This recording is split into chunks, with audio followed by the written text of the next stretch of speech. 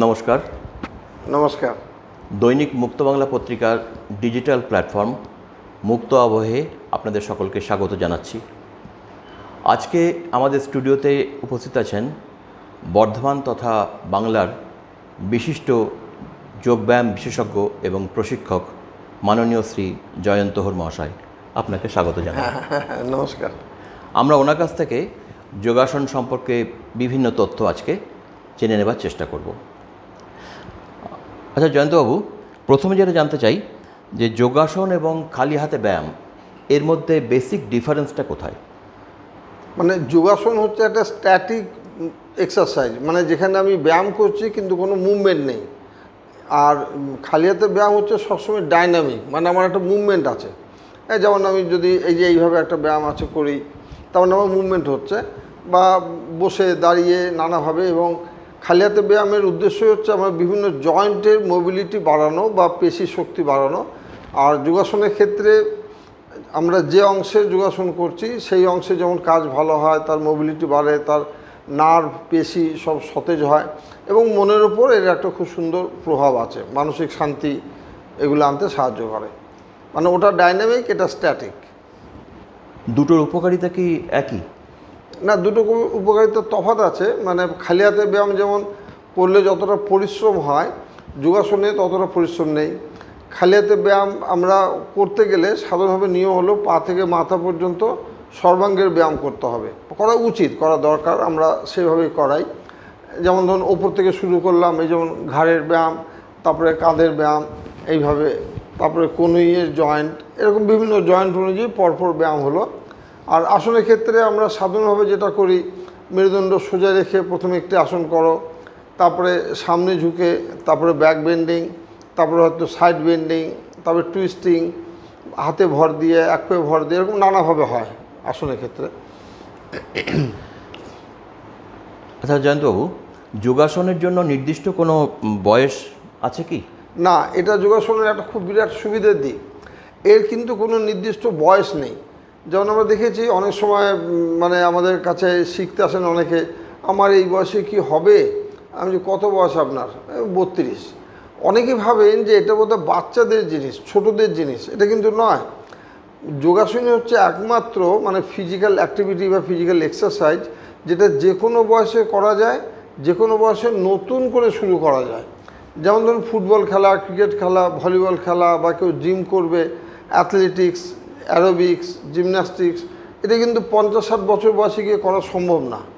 হয়তো রেয়ার ব্যতিক্রমী দু একটা হতে পারে, কিন্তু যোগাসন যে কোনো বয়সেই করা যায়। এবং যোগাসনের সবচেয়ে মজা হলো যে এটা জানা খুব দরকার। অনেক সময় অনেকে ভাবেন যে আমার বইতে যেমন ছবি আছে হুবহু সেরকম করতে হবে, তা নয়। আমার যতটা হচ্ছে আমি ততটা করব, এবং সেটাই আমার পক্ষে ঠিক। এবং যে কোনো বয়সে করা যায়। বাচ্চাদের ক্ষেত্রে ধরুন 3 বছরের ঊর্ধ্বে কোনো অসুবিধে নেই। তবে একটা জিনিস খেয়াল রাখতে হবে, কখনোই সেটা কম বয়সে হোক বেশি বয়সে হোক জোর করে চাপ দিয়ে যেন করা না হয়, সেটা ক্ষতি হবে। তাহলে এই যে প্রসঙ্গটা বললেন, জোর করে চাপ দিয়ে করা উচিত নয়, তা সেই প্রসঙ্গে বলি, তাহলে যোগাসন কতক্ষণ করা উচিত, এই বিষয়ে লিমিটেশন কি আছে সময়সীমার? সময়সীমা সাধারণভাবে যেটা আমরা বলি যে প্রতিটি আসন প্রথম দিকে 30 সেকেন্ড থাকবেন। যদি আসনটি সহজ হয় আস্তে আস্তে সময় বাড়িয়ে 1 মিনিট, 1.5 মিনিট, 2 মিনিট পর্যন্ত থাকতে পারেন। এক একটা আসন 30 সেকেন্ড করে 4 বার করা দরকার। যখন আমি টানা থাকতে পারছি তখন আর 4 বার দরকার নেই, 2 বার করলেই যথেষ্ট। কাজে আমাদের সময়ের ক্ষেত্রে খেয়াল রাখতে হবে, জোর করে বেশিক্ষণ থাকবো না। অনেক সময় অনেকে বলেন আমি থাকতে পারছি, কোনো অসুবিধা নেই। তার মানে এই না যে অনেকক্ষণ থাকতে হবে। মানে এখানে একটা জিনিস মনে রাখতে হবে যে কতক্ষণ থাকবো এই ব্যাপারে। যেমন ধরুন আমরা কোথাও বেড়াতে গেলাম, তো বেড়াতে গিয়ে জায়গাটা আমার ভীষণ ভালো লাগলো, তার মানে এই নয় যখন আমি 1 মাস থাকবো। আমাকে যদি হঠাৎ বলে যে ঠিক আছে তুমি এখানে থেকে যাও 1 মাস, না না না না, অতদিন থাকবো না, আর 2 দিন, তারপরে আমি বাড়ি যাব। মানে কি, যে কোনো চেঞ্জ, যে কোনো পরিবর্তন অল্প সময়ের জন্য ভালো লাগে। ঠিক সেরকম আমি যখন আসন করছি বা কোনো ব্যায়াম করছি, অল্প সময়ের জন্য সেটা শরীরের কাছে ভালো, কিন্তু যখন আমি ওটা টানা অনেকক্ষণ থাকবো শরীর কিন্তু ঠিকমতো নিতে পারবে না। কাজে আমার সহন ক্ষমতার মধ্যে যতক্ষণ আমি আরামে থাকতে পারছি। আর এখানে আরও একটা জিনিস, যে কখনোই শরীর যেন না কাঁপে। দেখবেন অনেক সময় অনেকে করে একটু জোর করে কাঁপছে, ভাবে এটা নর্মাল, একটু তো কাঁপবেই, কিন্তু কাঁপবে না, কাঁপলে ক্ষতি। আর এই যোগাসন করার কতক্ষণ আগে খাওয়া প্রয়োজন এবং যোগাসন কমপ্লিট হওয়ার পর কতক্ষণ বাদে খাওয়া উচিত এ বিষয়ে বলুন। এমনি সাধারণভাবে আমরা যে কোনো খাবারই খাই না কেন, তারপরে যখন ব্যায়াম করব আমাকে খেয়াল রাখতে হবে ব্যায়াম করার জন্যে বা যোগাসন করতে গিয়ে আমার জন্য কোনো রকম অস্বস্তি না হয়। মানে পেটে খাবার আছে, সামনে ঝুঁকতে পারছি না, বা করতে গেলে হাত ধরে যাচ্ছে, মানে আমাকে খাওয়া আর ব্যায়ামের মধ্যে গ্যাপ রাখতে হবে কতটা, সেটা আমি কি খাচ্ছি, কতটা খাচ্ছি এর উপর নির্ভর করে। যদি আমি হালকা টিফিন খাই তার আধ ঘন্টা 40 মিনিট পরে করা যেতে পারে। কেউ যদি শুধু চা বিস্কুট খায় 10 মিনিট পরেই করা যেতে পারে। কিন্তু ভরপেট খাওয়া, যেটা আমরা লাঞ্চ বলি, ধরুন 12টা, 12:30 কি 1টার সময় কেউ খেয়েছেন, অন্তত 3-4 ঘন্টা পরে ব্যায়াম করা যেতে পারে। তবে এক্ষেত্রে একটি মজার ঘটনা বলি। একবার আমাদের ক্লাস চলছে, বিকেল 5টা থেকে ক্লাসটা, এক ভদ্রলোক এলেন একটু দেরিতে, 5:30টায় শুরু করেছেন। কিছুক্ষণ পরে বলছেন, স্যার আমার খুব কষ্ট হচ্ছে, আচ্ছা স্যার করবো না। আমি কেন, কী অসুবিধা হলো? বলছে স্যার একটু বেলায় খেয়েছি, খুব অসুস্থ হচ্ছে। আমি কটায় খেয়েছেন? স্যার 1:30টার সময়। তো 1:30, 5:30, 4 ঘন্টা তফাৎ। তো ওনার বক্তব্য হলো যে আজকে অফিসে ফিস্ট ছিল, পিকনিক ছিল, আমি অনেক বেশি খেয়ে ফেলেছি, আমার এখনও অস্বস্তি আছে। কাজে ওই রকম খেলে ধরুন 5 ঘন্টা পরে ব্যায়াম করতে হবে।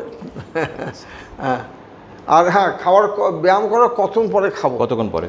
এটা হচ্ছে কি, আপনি কি ব্যায়াম করছেন, কি ধরনের, কতটা পরিশ্রম করছেন তার উপর নির্ভর করে। তবে সাধারণভাবে আমাদের 10-15 মিনিট মিনিমাম গ্যাপ দেওয়া ভালো। মানে কেন ভালো এটা আমরা অনেকে বুঝি না, যে ব্যায়াম যখন আমার শেষ হয়ে গেল তার মানে টোটালটা স্টপ হয়ে গেল এরকম কিন্তু নয়। আমার ভেতরে তার ক্রিয়া চলতে থাকে, অ্যাক্টিভিটি চলতে থাকে। যেমন যে কোনো গান যদি আমরা খুব মন দিয়ে শুনি, গানটা থেমে যাওয়ার পরেও কিন্তু গানের ভাব আমাদের মধ্যে কিছুক্ষণ থাকে। কোনো একটা সিনেমা হলে বসে খুব মন দিয়ে দেখলাম, শেষ হয়ে যাওয়ার পরেও কিন্তু কিছুক্ষণ আমাদের মধ্যে একটা ঘোরের মতো কাজ করে। ঠিক সেরকমই ব্যায়াম করার পরে সঙ্গে সঙ্গে খেলে কি হবে, যন্ত্রপাতিগুলো কিন্তু তারা ওই খাবার গ্রহণ করার মতো রেডি নয়। তাদেরকে রেডি হওয়ার জন্য আরও 10-15 মিনিটে গ্যাপ দিলে ভালো হয়। তবে কি, হ্যাঁ, হালকা একটু লিকুইড, একটু দুধ বা অল্প শরবত বা একটু জল 5 মিনিট পরে খাওয়া যেতে পারে, অসুবিধা নেই। বা ব্যায়াম করতে করতে যদি খুব তেষ্টা পেয়ে যায়, কারণ তৃষ্ণা পেয়েছে, একটু জল অল্প খাওয়া যায়, দোষ নেই।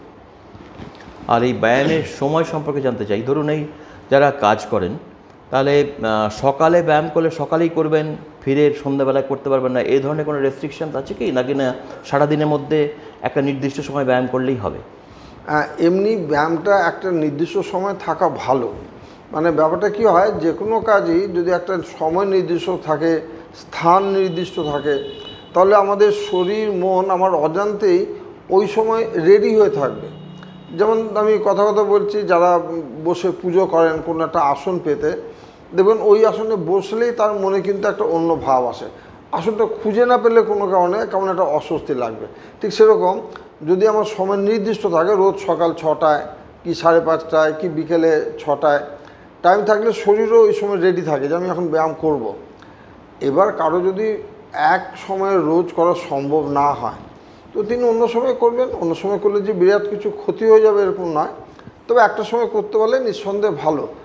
আর যদি কোনো দিন হঠাৎ দেরি হয়ে গেল, মানে আমি রোজ 6টায় করি, সেখানে 7টা বেজে গেল, তাতে ক্ষতি কিছু নেই, করা যেতে পারে। যদি কোনো কারণে 2-1 দিন বাদ হয়ে যায় ব্যায়াম করা? হ্যাঁ, যদি বাদ হয়ে যায়, এ প্রসঙ্গে বলি, মানে আমি একদম ছোটোবেলার কথা বলছি, যখন আমি ব্যায়াম করতাম, আমি একটি বইতে পড়েছিলাম যে সপ্তাহে 1 দিন ব্রেক দেবে, মানে গ্যাপ দেওয়া বা শরীরকে বিশ্রাম দেওয়া। তো পরে আমি আস্তে আস্তে বুঝলাম যে এই বিশ্রামটা পরিকল্পিতভাবে দেওয়ার কোনো প্রয়োজন নেই। কারণ আমাদের নানা কারণে সপ্তাহে 1 দিন বন্ধ হয়ে যায়, এরকম হতেই পারে।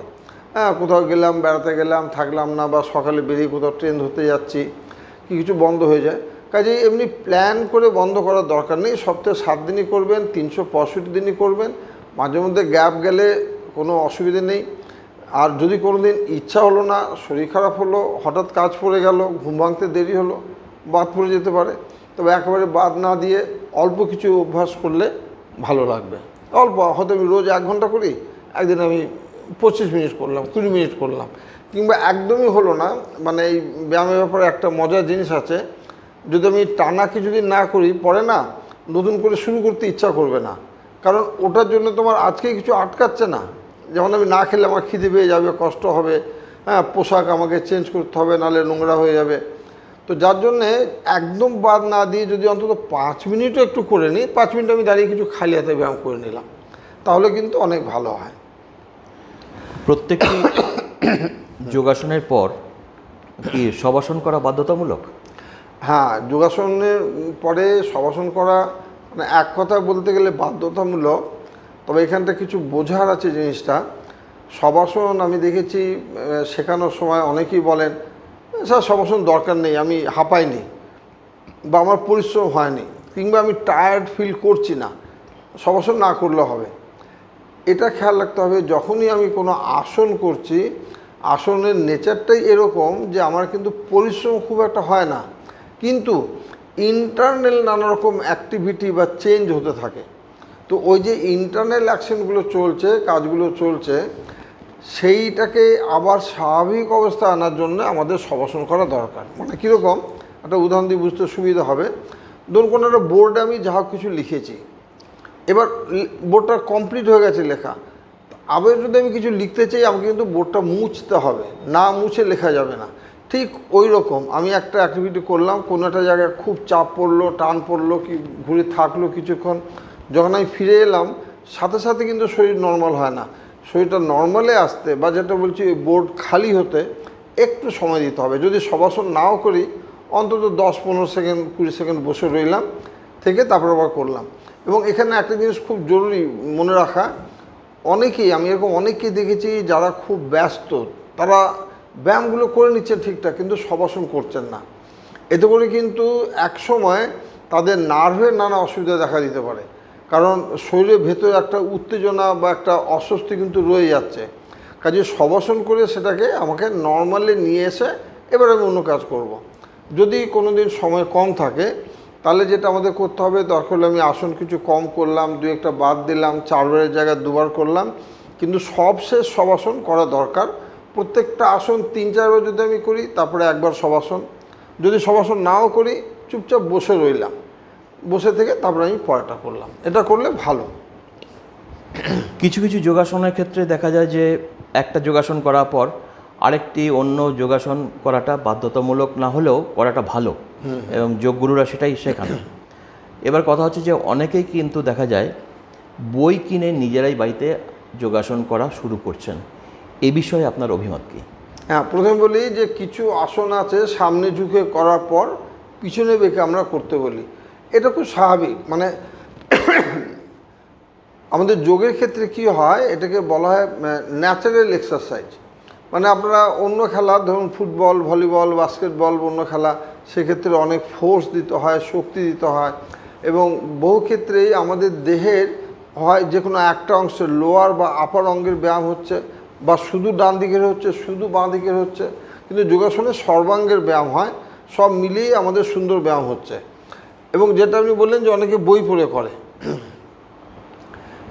সর্বাঙ্গে ব্যায়াম হচ্ছে। কাজে আমাদের খেয়াল রাখতে হবে যোগাসন করার সময় আমাদের সামনে বেঁকে করার পরে পিছনে বেঁকে, ডান দিকে বেঁকলে বাঁ দিকে বেঁকে, এগুলো করা কিন্তু দরকার।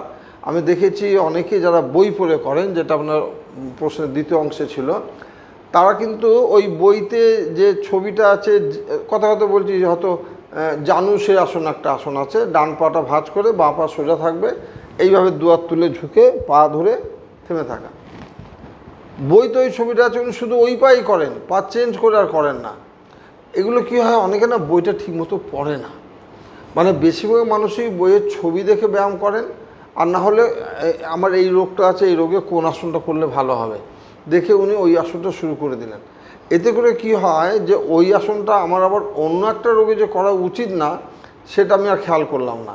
যেমন হাই প্রেশার থাকলে মাথা নিচে করে, কোমরে ঘাড়ে ব্যথা থাকলে সামনে ঝুঁকে ব্যায়াম আমরা বারণ করি করলে ক্ষতি হবে। কিন্তু কেউ দেখলেন যে ডায়াবেটিসে জানুসের আসন সামনে ঝুঁকে খুব ভালো, অন্যটা শুরু করলেন, তার যদি হাই প্রেশার থাকে প্রেশার বেড়ে যাবে, কোমরে ব্যথা থাকলে ব্যথা বেড়ে যাবে। কাজে বই পড়ে যারা করছেন তাদের কাছে আমি অনুরোধ করব, বইটা খুব ভালো করে পড়ুন, মাঝে মধ্যেই পড়বেন। মানে একবার এই পড়লাম হয়ে গেল তা না, মাঝে মধ্যে ওটা পড়া দরকার।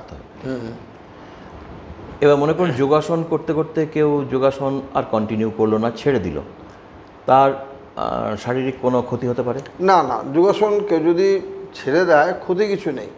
এরকম তো অনেকেরই হয় যে যোগাসন ছাত্র অবস্থায় করেছে বা 20, 22, 25, 30 বছর বসে করেছেন, তারপরে করতে পারেননি, কোনো ক্ষতি নেই।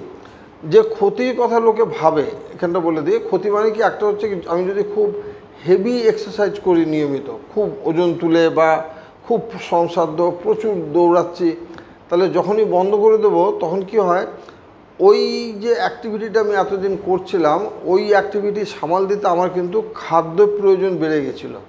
আমি বেশি খাচ্ছিলাম, তো বেশি খাচ্ছিলাম যেটা, ওদিকে আয় হচ্ছে, ব্যয়ও হয়ে যাচ্ছে, ব্যায়াম করছি, খরচা হচ্ছে।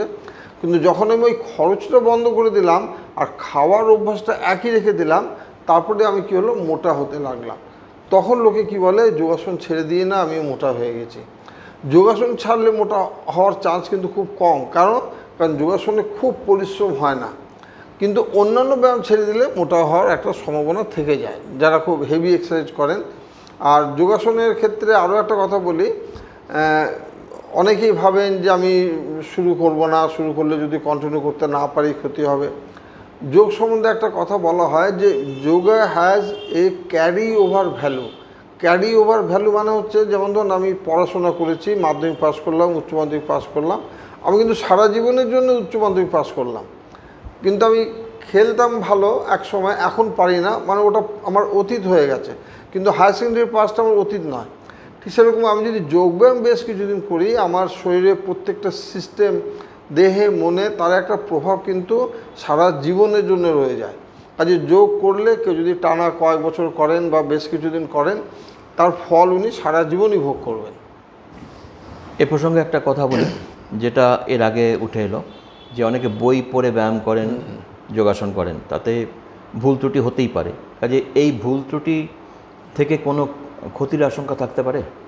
হ্যাঁ, ক্ষতির আশঙ্কা অবশ্যই থাকতে পারে। ক্ষতির আশঙ্কা কীরকম থাকতে পারে আমি একটা অন্যভাবে বোঝানোর চেষ্টা করছি। হঠযোগ প্রদীপিকা বলে আমাদের একটি যোগ শাস্ত্র আছে, প্রাচীন শাস্ত্র।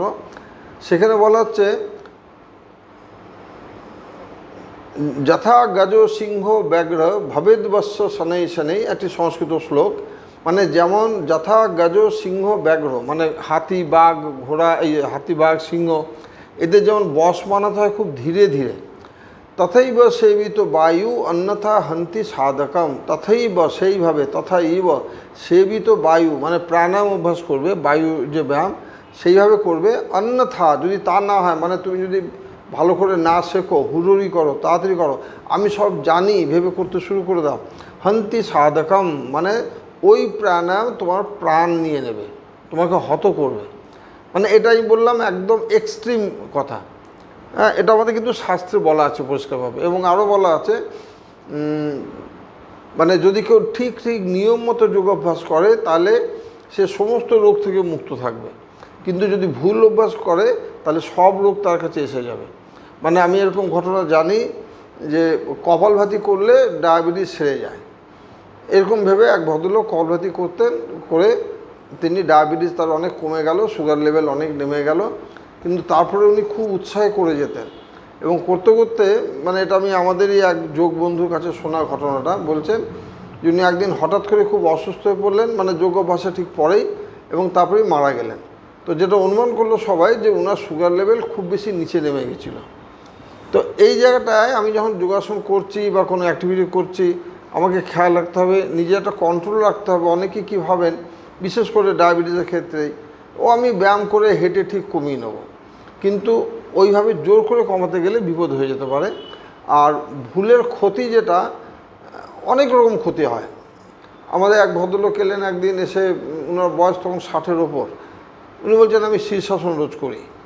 এবং শীর্ষাসন যারা কম বয়স থেকে করেন, তাদের মধ্যে একটা ভাব থাকে যে আমি শীর্ষাসন করি মানে আমি একটা বিশেষ কিছু করছি, আমি একটা অন্যদের থেকে আলাদা। আমি ওকে বললাম, আপনি বয়স হয়ে গেছে, এই বয়সে শীর্ষাসন করবেন না, এবং শরীরটা একটু ভারীর দিকে। না না আমি করি, কিছু হবে না। আরে দেখুন, হবে না, না, আজকাল হাই প্রেশার বা ঘাড়ে ব্যথা এটা খুব কমন হয়ে গেছে, আপনারও যে কোনো দিন হতে পারে, হয়তো হতে পারে আপনার 70 বছর বয়সে গিয়ে হাই প্রেশার হবে। আপনি যদি এটা এখন করেন, সেটা এগিয়ে আসতে পারে। উনি মানলেন না।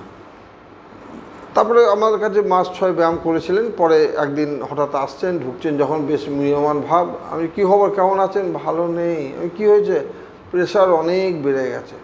তো এই যে সতর্কতার জায়গাগুলো না, আমাদের কি হয়, কিছু হবে না। যেমন দেখা যায় না, এই যে দীঘা সমুদ্রে আমরা দেখতে পাচ্ছি একটু বেপরোয়া ভাব। এত বেপরোয়া ভাব, এত ছেলে মারা যাচ্ছে। মানে মজাটা দেখুন, এত ছেলে মারা যাচ্ছে। যদি একটা ছোট্ট প্রশ্ন করা হয়, আচ্ছা বলো তো, সমুদ্রের ধারে দুজন দাঁড়িয়ে আছে, একজন কিশোর 17, 18, 19 বছর বয়সের, আর একজন বৃদ্ধ 70, 72 বছর বয়সের। বড় একটা ঢেউ এলো, কার ভেসে যাওয়ার সম্ভাবনা বেশি? তাহলে যে কেউ বলবে বয়স্ক বৃদ্ধ ভদ্রলোকটা, তিনি সামলাতে পারবেন না। কিন্তু কিশোর যে সে কোনো রকম সামলে নেবে। কিন্তু আজ পর্যন্ত একজন বৃদ্ধ মারা যাননি সমুদ্র সৈকতে। কেন না, বৃদ্ধ ব্যক্তি তিনি তো যাবেন না কোনোভাবেই ওদিকে। হ্যাঁ, তিনি যাবেন না। কেন জানেন উনি? যে আমি ডুবে যেতে পারি, আমি স্রোতে ভেসে যেতে পারি। উনি সেটা মানতে রাজি, যার জন্য উনি কিন্তু বেঁচে আছেন। আর যার কম বয়স, সে ভাবছে কিছু হবে না, ছাড়ো তো, হ্যাঁ তোমাদের খালি ভয়, বাবা মা শুধু শুধু ভয় পায় বলে সে চলে যাচ্ছে, তার বিপদসীমার বাইরে ভেসে চলে যাচ্ছে। যোগাসনের ক্ষেত্রে ঠিক তাই। অনেকেই ভাবে কিছু হবে না। আমি যদি কিছু হবে ভেবে নিয়মকানুন মেনে করি, আমার তো কোনো ক্ষতি নেই। হ্যাঁ, কাজে একটু নিয়মকানুন মেনে করলে ভালো, নাহলে অনেক রোগ এসে যেতে পারে। হ্যাঁ, ঘাড়ে ব্যথা বেড়ে যেতে পারে, বা আরেকটা যেটা খুব মারাত্মক, আজকাল অনেকের হচ্ছেও এটা, বিশেষ করে যারা খুব বেশি কম্পিটিশন করে, তাদের কিন্তু নানা নার্ভের রোগ দেখা দিতে পারে, মাসল উইকনেস এসে যেতে পারে, কোমর বেন্ড খুব বেশি করছে, কোমরে ব্যথা হতে পারে। আমি এরকম একটি ঘটনা জানি, একটি মেয়ে সে অনেক জায়গায় মানে জাতীয় আন্তর্জাতিক স্তরে খুব ভালো পজিশন পেয়েছিল। সে গেছে একটি ভালো জায়গায়, সর্বভারতীয় ভিত্তিতে জায়গায় ট্রেনিং নিতে, যোগ শিখতে। সেখানে গিয়ে সে কিন্তু প্র্যাকটিক্যাল ক্লাস প্রায় দিনই করতে পারছে না কোমরে ব্যথার জন্য। মানে যেদিন প্র্যাকটিক্যাল ক্লাস করছে তারপর দিন ওকে শুয়ে থাকতে হচ্ছে, মানে শরীর এতটা খারাপ হয়ে গেছে। কাজেই যোগাসনের ক্ষেত্রেও আমি বিশেষ কিছু করব, আমি পারি এই ভাব না নিয়ে আমাকে নিয়মকানুন মেনে ঠিক মতন করতে হবে, তাহলে আমি দীর্ঘমেয়াদে ভালো থাকবো। এই প্রসঙ্গে আপনার কাছে জানতে চাই যে বর্তমানে তো দেখি ব্লাড সুগার, হাঁপানি, স্পন্ডিলাইটিস এবং ডায়াবেটিস মানুষকে অতিষ্ঠ করে তুলেছে। অলরেডি কিছুটা আমরা ডিসকাশন শুনলাম আপনার কাছে, তবু জিজ্ঞেস করি যে ডাক্তারবাবুকে দেখিয়ে যখন কেউ ওষুধ খাচ্ছেন, তার সঙ্গে সঙ্গে যদি যোগাসন নির্দিষ্ট যোগগুরুর তত্ত্বাবধানে করেন, তাহলে তিনি কীরকম উপকার পাবেন? তিনি অনেক উপকার পাবেন। মানে কেন পাবেন? এই যে রোগগুলো, এগুলোকে বলা হয় লাইফ লং ডিজিজ। মানে এটা কিন্তু হলো মানে জ্বর, সর্দি, পেট খাবারের মতো সেরে গেছে মানে ভালো হয়ে গেছে, আর নেই আমার, এরকম নয়। এই রোগগুলো আমার সাথী হয়ে গেছে। আমি যতক্ষণ নিয়ম মেনে চলবো, কন্ট্রোলে থাকবে। মানে কি, উদাহরণ হিসেবে বলি, ধরুন কারো বাড়িতে একটি কুকুর আছে, খুব বেশ বাগালো কুকুর যাকে বলে। হ্যাঁ, কেউ এলি হৌ হৌ করে যায়, তো বাড়ির মালিক কী করেছেন, ওকে ভালো করে শেকল দিয়ে বেঁধে রেখেছেন। বেঁধে রাখাতে কী হচ্ছে, ও কিন্তু মুখটি নামিয়ে বেশ সুন্দর করে চুপচাপ এইভাবে শুয়ে আছে, বসে আছে, লোকজন যাচ্ছে আসছে দেখছে। দেখেছো, এদের কুকুরটা কত ভালো হয়ে গেছে, এখন আগে ঘেউ ঘেউ করতো, এখন আর করে না। কারণ করবে কেন, ওকে তো বাঁধা আছে, ও জানে আমি এখান থেকে কোনোভাবেই যেতে পারবো না। কিন্তু ওই শেকল খুলে দিলেই কিন্তু সে সমর্থিতে চলে আসবে। ঠিক যোগ কী করে, রোগগুলোকে ওরকম বেঁধে রাখে শেকলের মতো, সেগুলো তো বেঁধে রাখছে। বেঁধে রাখলে কী হবে, আমি চিকিৎসা করাবো, ওষুধ খাবো, তার পাশাপাশি যদি যোগাসন, প্রাণায়াম বা বিভিন্ন ধ্যান, মেডিটেশন এগুলো করি, তাহলে ওই রোগটা আমাকে কাবু করতে পারবে না। এবং এখানে আরও একটা খুব ইন্টারেস্টিং ব্যাপার জেনে রাখা দরকার, আমরা যে কোনো রোগেই যখন ওষুধ খাই, এটা আমাদের মাথায় রাখতে হবে যে কোনো ওষুধের এককভাবে ক্ষমতা নেই আমাকে সুস্থ করার। কথাটা আমি রিপিট করছি, কোনো ওষুধের এককভাবে, মানে ওষুধটা নিজস্ব ক্ষমতা নেই আমাকে সুস্থ করার, যদি না আমার শরীরের সবগুলো যন্ত্রপাতি সহযোগিতা করে। যেমন দেখবেন আমাদের এই যে কোনো বড় নামকরা ব্যক্তি, তিনজন অসুস্থ, হাসপাতালে ভর্তি আছেন বা বাড়িতেই আছেন, যাই হোক, মাঝে মধ্যে দেখবেন লেখে যে তিনি চিকিৎসায় সাড়া দিচ্ছেন। তিনি সাড়া দিচ্ছেন মানে কি, তার চোখ মুখ নাক সাড়া দিচ্ছে এরকম নয়, তার যে দেহের যন্ত্রপাতিগুলো ওষুধগুলোকে ভালোভাবে রিসিভ করে সেই অনুযায়ী কাজ হচ্ছে। তো এই যে যন্ত্রপাতিগুলোর ওষুধ রিসিভ করার ক্ষমতা, সেই অনুযায়ী কাজ করার ক্ষমতা, এইটা যোগাসন অভ্যাসের মাধ্যমে বাড়ে। আচ্ছা, মানে সোজা হিসেবে কেউ যদি বলে যে ক্যান্সার যোগে সারে, এক কথায় বলতে গেলে না বলা যায়, আবার হ্যাঁও বলা যায়। কেন না, ক্যান্সারের জন্য যিনি ওষুধ খাচ্ছেন তিনি যদি যোগাসন করেন, প্রাণায়াম করেন, তার দেহের প্রতিটি যন্ত্রপাতি যদি সুস্থ থাকে, তাহলে ওই ওষুধের কাজ করার ক্ষমতা অনেক বেড়ে যাবে। হ্যাঁ, এই যেমন খুব সোজাভাবে বলি, একজন বৃদ্ধ হাঁটতে পারেন না, কিন্তু একটা লাঠি নিয়ে তিনি হাঁটতে পারছেন। লাঠিটা তাকে হাঁটাচ্ছে না, তার হাঁটার ক্ষমতা নিজের আছে, লাঠিটা সাহায্য করছে। যোগটি সেরকম ওষুধের কার্যক্ষমতাটাকে বাড়াতে সাহায্য করে। কাজে আমি সবাইকে অনুরোধ করব, আপনারা ডাক্তার দেখান, যত ভালো যত ডাক্তারই দেখান, আপনি তার সাথে কিছু আসন প্রাণায়াম করুন, অনেক ভালো থাকবেন। যোগাসন অত্যন্ত প্রাচীন বিদ্যা হলেও এবং বর্তমানে ধরুন জিম এবং ক্যারাটে বা অন্যান্য অনেক কিছু অত্যাধুনিক যা কিছু চালু হয়েছে, এগুলো সত্ত্বেও কিন্তু দেখা যায় যে যোগাসনের প্রতি মানুষের আগ্রহ কিন্তু কমেনি। এটা কেন? এই বিষয়ে আপনার অভিমত কী? এটা খুব মজার জিনিস, এই প্রশ্নটা করার জন্য খুব ধন্যবাদ। এটা আমি অনেক জায়গায় বলি। ব্যাপারটা দেখুন, আমরা যদি আমাদের চারপাশে তাকাই তো দেখব যা যা সুবিধা, মানে আমরা যেটাকে সুবিধা বলছি, আরাম বলছি, এনজয়মেন্ট বলছি, এই সব কিছু 25, 30, 40, 50 বছর বয়স, তার বেশি নয়। ধরুন মোবাইল যদি ধরি, টিভি ধরি, বা নানা রকম আজকাল লাইটের অনেক কারুকার্য এসছে, সব কিছু কিন্তু 50 বছর খুব বেশি হলে। কিন্তু যোগ চলছে হাজার হাজার বছর ধরে। তো এখানে তো প্রশ্ন আসতেই পারে যে যোগের মধ্যে কি এমন কিছু আছে যার জন্য এটা এত বছর ধরে চলছে? আমরা যদি ভেবে দেখি, আমি আমার ছোটোবেলায় যেসব খেলা খেলেছি, বা আমি আমার ঠাকুরদাকে দেখতাম, উনি রেডিও চালিয়ে গান শুনতে খুব ভালোবাসতেন। টপ্পা গান, ভাটিয়ালি গান, আরও কী কী নামগুলো এখন মনে নেই, দাদু শুনতেন, মাঝে মধ্যে আমিও বসে শুনতাম, খুব মজা লাগতো। সেগুলো আর এখন নাই। আচ্ছা, কিছুদিন পরে হয়তো দেখা যাবে আরও গান যেগুলো এখন খুব প্রচলিত, সেগুলো নাই। কেন না, আধুনিক যখন কিছু এসে যাচ্ছে, সেটা আমাদের মনকে খুব বেশি নাড়া দিচ্ছে, ওগুলো আমাদের কাছে আর ভালো মনে হচ্ছে না। কিন্তু যোগ এমন একটা জিনিস যেখানে কিন্তু আমাদের এই ধরনের কিছু নেই। এমনকি আগামী দিনে আজ থেকে 50, 60, 100, 1000 বছর পরে যখন হয়তো আমরা দেখব মানে আমরা দেখার জন্য থাকবো না, কিন্তু হয়তো ফুটবল খেলা নেই, ক্রিকেট খেলা নেই, এগুলো বাতিল হয়ে গেছে, যে কোনো কারণে হোক। কারণ বহু খেলা বাতিল হয়েছে। আমরা ছোটবেলায় ধাপসা খেলেছি, ঝালঝাপাটি খেলেছি, কাবাডি খেলেছি, বা আরও অনেক খেলা, মেয়েরা কিতকিত খেলতো, সব এখন নাই। তো এরকম কালের নিয়মে থাকবে না, কিন্তু যোগ তখনও থাকবে। কারণ যোগের যেটা সবচেয়ে বড় জায়গা, যেটা অন্য কোনো জিম বা অন্যান্য খেলাধুলার মধ্যে নেই, সেটা হচ্ছে যোগ আমাদের মনের যত্ন খুব ভালোভাবে নেয়। আমরা যত উন্নত হব, বিজ্ঞান যত উন্নতি করবে, আমাদের মন তত বিভ্রান্ত হবে, তত বিক্ষিপ্ত হবে, অস্থির হবে। তখন যোগের প্রয়োজনীয়তা আমাদের আরও বাড়বে। কাজে এই যোগ ছিল, আছে, থাকবে। এবং যার জন্য আমি বলি অনেক সময়, যোগ is a life long subject. মানে এখানে আমি একটা ছোট্ট ঘটনা বলি। আমি বোম্বের একটি অনুষ্ঠানে, একটি প্রতিষ্ঠানে গেছিলাম। সেখানে গিয়ে দেখছি খুব বড় প্রতিষ্ঠান, দেয়ালে বেশ অনেকটা জায়গা জুড়ে বিভিন্ন ছবি, গাড়ি, বাড়ি, টাকা পয়সা, গয়নাগাটি, ধন রত্ন, এসব ছবি আঁকা আছে। লেখা আছে ওখানে, উই অল ওয়ান্ট দিস, আমরা এগুলো সবাই চাই। বাট তার নিচে লেখা, but all this are temporary, এগুলো সবই টেম্পোরারি, কোনটা স্থায়ী না। Aim at something more permanent, মানে তুমি এমন একটা কিছুর দিকে লক্ষ্য দাও যেটা অনেক স্থায়ী। অ্যান্ড দ্যাট ইজ যোগা, বলে একজন ঋষি যোগে বসে আছেন, তার ছবি। যোগ হলো পার্মানেন্ট। আমি যদি ভাবি যে আমার একদম শৈশব থেকে আজ পর্যন্ত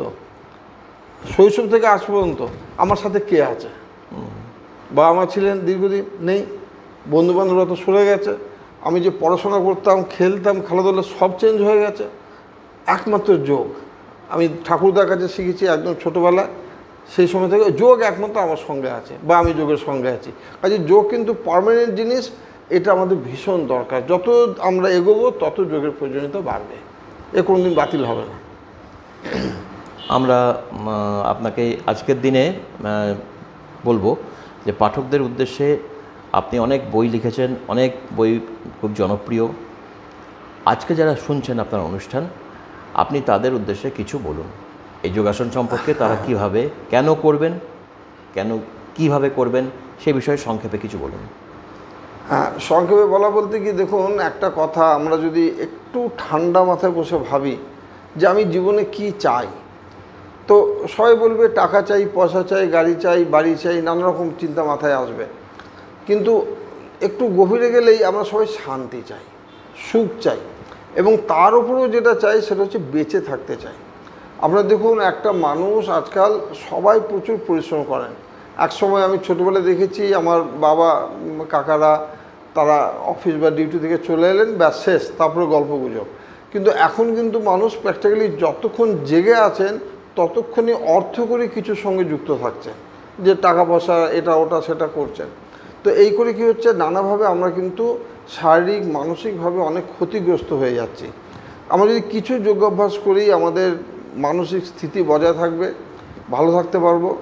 এবং যে কোনো নার্সিংহোমে আপনি যদি যান, নার্সিংহোমে যেতে হবে কেন, আমরা সবারই আমাদের অভিজ্ঞতা আছে যে একজন মানুষ মৃত্যুর সঙ্গে কীভাবে লড়াই করছে। আইসিইউতে যখন ভর্তি আছে, বাড়ির লোকেরা ছোটাছুটি দৌড়াদৌড়ি, টাকা পয়সা যেখান থেকে জোগাড় করে পার ডে হয়তো 10, 15, 20, 25, 30, 50,000 টাকা খরচা হচ্ছে পার ডে। কেন না, খালি মানুষটা বেঁচে আছে, মানুষটা আমাদের ছেড়ে চলে যায়নি। এই আরামটা বা এই তৃপ্তিটা পাওয়ার জন্য আমরা যা টাকা আছে সব দিয়ে দিচ্ছি। তাহলে সময় থাকতে আমরা যদি একটু খরচা করি, একটু সময় দিই, তাহলে তো আমরা অনেক ভালো থাকতে পারি এবং ওই জায়গায় যেতে হয় না।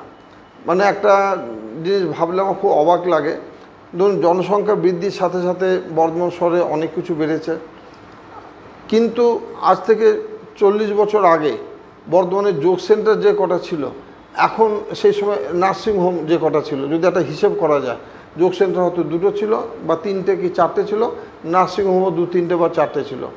আজ কিন্তু যোগ সেন্টার বেড়ে হয়তো 10টা 12টা হয়েছে কি 15টা হয়েছে, নার্সিংহোম কিন্তু কয়েকশো হয়ে গেছে। যদি আমরা বিচার করি সিট সংখ্যা অনেক বেড়ে গেছে। এর কারণ হচ্ছে আমরা সবাই অসুস্থ হওয়ার জন্য নিবেদিত প্রাণ হয়ে গেছি। আমরা সবাই কিন্তু অসুস্থ হওয়ার জন্য রেডি, টাকা পয়সা জমিয়ে রাখছি, চিকিৎসা করাবো, কিন্তু আমরা সুস্থতা বজায় রাখার জন্য, যাতে আমাকে হাসপাতাল নার্সিংহোমে যেতে না হয়, তার জন্য কোনো চেষ্টা নেই। আপনারা কিছু আসন প্রাণায়াম করুন। অনেকেই বলেন কি করে করব, আমার বাড়ির কাছাকাছি যোগ সেন্টার নাই। দূরে যাবেন, অসুবিধা কী আছে? এবং যোগ সেন্টারে গেলে তো আপনাকে সারা জীবন যেতে হবে না, 6 মাস যান, 1 বছর যান, যোগ নিয়ে পড়াশোনা করুন, যোগ নিয়ে চিন্তাভাবনা করুন। এবং যোগকে আমি বলবো শুধুমাত্র ওই 1 ঘন্টা যোগ করলেন, ওই 1 ঘন্টার মধ্যে সীমাবদ্ধ রাখবেন না, আপনার জীবনটাকে যোগময় করে তুলুন। আপনার কথাবার্তা, আচরণ, ব্যবহার, খাওয়া দাওয়া, ঘুম, বিশ্রাম সব কিছুর মধ্যে যোগের প্রভাব থাকবে। সব মিলে আমরা ভালো থাকতে পারবো। আজকের যুগে এই যে এত হিংসা বাড়ছে, আমাদের মহর্ষি পতঞ্জলি অষ্টাঙ্গ যোগে অনেক কথা বলেছেন, তার মধ্যে প্রথমেই আছে অহিংসা। এটা আমাদের জীবনে আজ ভীষণ দরকার। কাজে যে মানুষ যোগাসন করবেন তিনি মনের দিক থেকে অনেক শান্ত হবেন, তিনি হিংসাত্মক আচরণ করবেন না। রাগ আজকাল সব পরিবারেই একটা খুব বড় সমস্যা। বাড়িতে স্বামী স্ত্রীর উপর রাগ, স্ত্রী স্বামীর উপর রাগ, ছেলে মেয়েদের রাগ অনেক কমবে। সব মিলিয়ে আমরা একটা খুব সুন্দর পরিবেশ পাবো, ভালো থাকতে পারবো। কাজে সবার কাছে অনুরোধ, আপনারা কিছু আসন প্রাণায়াম করুন, শিখে করুন, কোথাও শিখুন। আজকাল অনলাইনেও বহু ক্লাস হয়, ছোট ছোট কোর্সও নানা জায়গায় হয়, সেখানে শিখে নেবেন, সেখানে করুন। ভালো থাকুন, সুস্থ থাকুন, জীবনকে সুন্দরভাবে উপভোগ করুন। আমরা মাননীয় শ্রী জয়ন্ত হরের কাছে যোগাসন সম্পর্কে অনেক তথ্য জানতে পারলাম। আপনাকে স্টুডিওতে আসার জন্য অকুণ্ঠ অভিনন্দন জানাচ্ছি। আপনাদের সবাইকে অনেক অনেক অভিনন্দন, ধন্যবাদ, নমস্কার।